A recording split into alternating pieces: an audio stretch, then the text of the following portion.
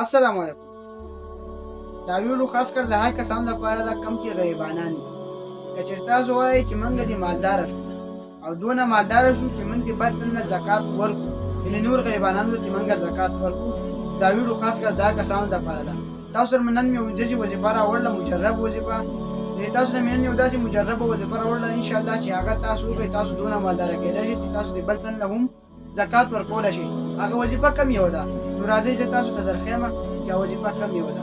راځئ چې وګورو وظیفه چې مال حلال ډېرې پیسې پکار دي. غریب ما خو چې مالدار شمه، زه ورته نن وظیفه ښایم 3 کارونه دې ورسره وکړي.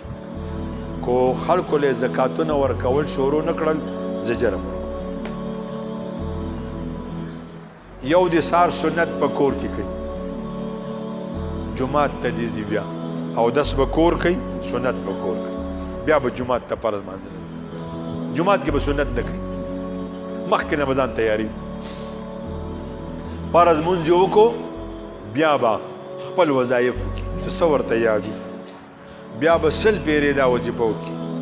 سبحان الله وبحمده سبحان الله العظیم استغفر الله.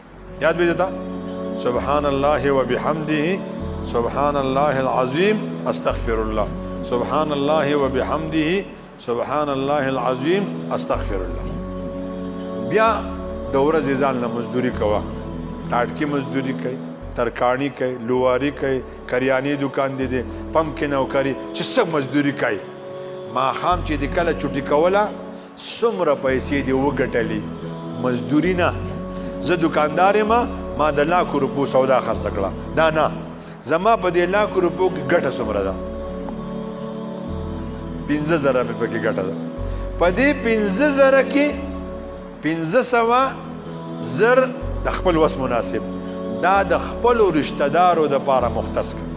مال یې مه راکوه، مولي صاحب له قاري صاحب له مه ورکوه. خپل ګاونډ کې وګوره، دا مې ترور ده، دا مې ګاونډی ده، دا یتیمانان دي، دا کونډې دي. چاله ټماټر راوړه، چاله پیاز راوړه، چاله چینی راوړه، چاله مالګه راوړه. کله چې تپوس وکړه څه ضرورت شته دی؟ یاره بچیه چینی راکړه، هغه یې چینی راوړه.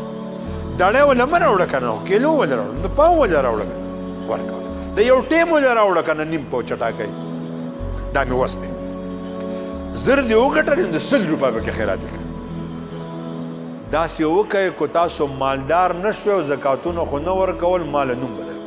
زه سوات ته ډېر راځم، ما ته وایي ما یو کال دا کار وکړو، خو ته دروغجن یې.